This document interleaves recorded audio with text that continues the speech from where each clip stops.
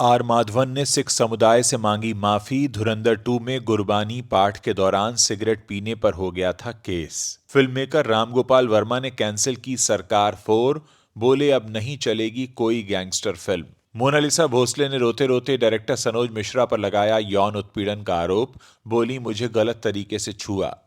खबरों में आगे बताएंगे आपको कांतारा 2 मिमिक्री विवाद पर फिर माफी मांगेंगे रणवीर सिंह। एफिडेविट भी करेंगे फाइल। चामुंडी मंदिर में झुकाना होगा सिर। तलाक के 6 साल बाद रैपर बादशाह ने पंजाबी एक्ट्रेस ईशा रिखी के साथ लिए 7 फेरे। सास ने शेयर की फोटो। और न्यूज रूम छोड़कर प्रोड्यूसर बने सुधीर चौधरी। एकता कपूर संग मिलाया हाथ। फिल्म में करेंगे आतंक का पर्दाफाश। नमस्कार दोस्तों, आप देखना शुरू कर चुके हैं Bollywood top headlines of the day. तो चलिए अब आपके सामने इन्हीं खबरों को थोड़ा विस्तार से रखते हैं। आप जानते ही हैं कि आदित्य धर की directed film Dhurandhar the revenge 19 मार्च से ही थिएटर्स में धमाल मचा रही है। जो भी इसे देख रहा है वो अपनी राय दे रहा है। कुछ आपत्ति भी जता रहे हैं और कुछ कटाक्ष भी कर रहे हैं। 800 करोड़ रुपए के क्लब में शामिल हो चुकी धुरंधर 2 का जहां मेकर्स जश्न मना रहे हैं, उसी बीच आर माधवन के किरदार अजय सान्याल के खिलाफ सिख समुदाय के एक नेता ने पुलिस में शिकायत दर्ज करा दी है। उन्होंने आरोप लगाया है कि फिल्म में आर माधवन गुरबानी का पाठ करते समय सिगरेट पी रहे थे। लेकिन अब इस पर आर माधवन ने सफाई दी है और माफी मांगते हुए एक वीडियो पोस्ट किया है। उन्होंने कहा कि धुरंधर के पूरे परिवार की ओर से आप लोगों को बहुत बहुत धन्यवाद कि आप लोगों ने हमारी फिल्म को इतना प्यार दिखाया। हमें समझ नहीं आ रहा है कि हम इसे कैसे प्रकट करें। हाल ही में हमें पता चला है कि कुछ लोगों को इस बात से तकलीफ हुई है कि इस फिल्म के एक सीन में गुरु गोबिंद सिंह जी के दशम ग्रंथ से कुछ लाइंस बोलते वक्त मैंने सिगरेट स्मोक की है और इससे उनको ठेस पहुंची है। हालांकि मैं आपको यकीन दिलाता हूं कि यह बिल्कुल सही नहीं है। थोड़ी गलतफहमी हुई है। मुझे पूरा यकीन है ये सीन से पहले, ये लाइन बोलने से पहले आदित्य धर जी ने मुझे बोला था कि ये लाइन बोलने से पहले आप सिगरेट बुझा दीजिएगा और ना आपके मुंह से धुआं निकलेगा, ना ही स्क्रीन पर कहीं धुआं होगा, ना ही आपके हाथ में सिगरेट दिखाई देगी, क्योंकि ये हमारे लिए बहुत ही पवित्र और पाक है। और मैंने बाकायदा सिगरेट बुझा दिया था। और अगर आप वो सीन देखेंगे तो आपको दिखेगा कि मेरे मुंह से धुआं नहीं निकल रहा है, ना ही फ्रेम में कहीं धुआं है, ना ही सीन के खत्म होने तक कहीं भी धुएं का कोई नामो निशान है। अगर किसी को जाने अनजाने में बुरा लगा है तो मुझे माफ कीजिएगा। खबरों में आगे बात करते हैं। पहले खबर ये आई थी कि रामगोपाल वर्मा अमिताभ और अभिषेक बच्चन के साथ सरकार 4 की शूटिंग शुरू करने वाले थे। ये शूटिंग अप्रैल महीने में शुरू होनी थी, लेकिन अब रामगोपाल वर्मा ने शूटिंग का प्लान कैंसिल कर दिया है। उन्होंने यह फैसला धुरंधर की वजह से लिया है। पत्रकारों से बातचीत करते हुए उन्होंने कहा कि मुझे नहीं लगता कि धुरंधर के बाद सरकार या फिर कोई और भी गैंगस्टर फिल्म चलेगी। तो हां, अब मैं सरकार 4 नहीं बना रहा हूं। आपको बता दें कि फिल्म सरकार का पहला पार्ट 2005 में आया था, दूसरी फिल्म 2008 में आई थी, सरकार की तीसरी फिल्म 2017 में आई थी। आगे रामगोपाल वर्मा ने बताया कि आखिर वो धुरंधर के बारे में क्यों बात कर रहे हैं। उन्होंने कहा कि लोग मुझसे पूछ रहे हैं कि मैं धुरंधर के बारे में इतनी क्यों बात कर रहा हूं। ये इसलिए क्योंकि आदित्य धर अपने मोटिव को लेकर ईमानदार हैं। उन्होंने धुरंधर बनाई क्योंकि उनके पास कहानी थी बताने के लिए, इसलिए नहीं कि वो कोई पॉइंट प्रूव करना चाहते थे।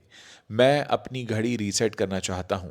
जैसे अपने कॉलेज के दिनों में स्टीवन स्पीलबर्ग के बारे में सोचता था, वैसा ही मैं आदित्य धर के लिए फील करता हूं। मैं आदित्य धर से इम्प्रेस्ड हूं। इसमें गलत क्या है। आपको बता दें कि रामगोपाल वर्मा अब सिंडिकेट बनाने वाले हैं। इस फिल्म को आदित्य धर प्रोड्यूस करेंगे और राइटिंग सपोर्ट भी करेंगे। फिल्म बिग बजट में बन रही है। ये एक मल्टी स्टारर फिल्म होगी। फिल्म में साउथ से लेकर बॉलीवुड तक के स्टार्स होंगे। अब बात करते हैं वायरल गर्ल मोनालिसा की। महाकुंभ 2025 में प्रयागराज में माला और रुद्राक्ष बेचती नजर आई मोनालिसा भोसले एक बार फिर चर्चा में हैं। मोनालिसा ने फिल्म डायरेक्टर सनोज मिश्रा पर यौन उत्पीड़न के गंभीर आरोप लगाए हैं। उन्होंने दावा किया कि जब वो नाबालिग थीं तब फिल्म के सेट पर सनोज मिश्रा ने उनके साथ गलत व्यवहार किया था। मोनालिसा ने अपने पति एक्टर फरमान खान के साथ कोच्चि में एक प्रेस कॉन्फ्रेंस करके खुलासा किया। उन्होंने बताया कि ये घटनाएं film the diary of Manipur की शूटिंग के दौरान नेपाल और देहरादून में हुई थीं। उस समय मोनालिसा 18 की भी नहीं थी। उन्होंने कहा कि सनोज ने उन्हें गलत तरीके से छुआ, अनचाहे शारीरिक संपर्क बनाए। जब उन्होंने कहा कि मैंने घर वालों को बताया तो उन्होंने इसे गंभीरता से नहीं लिया। उन्होंने कहा कि पहली फिल्म है, इसके लिए तुम्हें पैसे मिलेंगे, इसलिए चुप रहो। मोनालिसा ने रोते हुए कहा कि सनोज मिश्रा मुझे जीने नहीं दे रहे हैं। अब मेरी शादी को लव जिहाद बताकर सांप्रदायिक रंग देने की कोशिश कर रहे हैं। उनके प्रभाव के कारण मुझे और मेरे पति को धमकियां मिल रही हैं। हम केरला छोड़कर बाहर निकलने से भी डर रहे हैं। उन्होंने आरोप लगाया कि परिवार भी पैसे के लालच में उनके साथ खड़ा नहीं हुआ। आपको बता दें कि मोनालिसा भोसले की कहानी 2025 के महाकुंभ से शुरू हुई। एक साधारण सी लड़की जो माला बेचकर परिवार का गुजारा करती थी, वायरल वीडियो होने के बाद रातों रात स्टार बन गई। फिर सनोज मिश्रा ने उन्हें अपनी फिल्म में ब्रेक दे दिया और एक्टिंग की ट्रेनिंग भी दिलवाई। लेकिन अब यही डायरेक्टर उनके खिलाफ सबसे बड़े आरोपों का केंद्र बन गए हैं। मोनालिसा का कहना है कि नाबालिग होने के कारण वो इस मामले में पॉस्को एक्ट के तहत भी आ सकते हैं। प्रेस कॉन्फ्रेंस में फरमान खान ने भी मोनालिसा का साथ दिया और कहा कि दोनों शादी अपनी मर्जी से मंदिर के अंदर कर चुके हैं। उन्होंने दावा किया कि ये प्यार की शादी है, किसी भी तरह का जबरदस्ती धर्मांतरण नहीं हुआ है। वहीं सनोज मिश्रा की तरफ से अब तक कोई बयान सामने नहीं आया है, लेकिन पहले उन्होंने मोनालिसा की शादी को लेकर लव जिहाद जैसे बयान दिए थे और फिल्म की रिलीज पर भी सवाल उठाए थे। रणवीर सिंह अक्सर किसी न किसी वजह से सुर्खियों में छाए रहते हैं। कभी वो अपनी ब्लॉकबस्टर फिल्मों से तो कभी फ्लॉप फिल्मों को लेकर चर्चा में बने रहते हैं।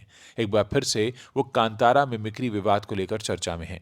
आपको याद होगा कि रणवीर सिंह ने 24 मार्च को कर्नाटका हाईकोर्ट को बताया था कि वो कांतारा के सीन की नकल करने के लिए बिना किसी शर्त के माफी मांगेंगे।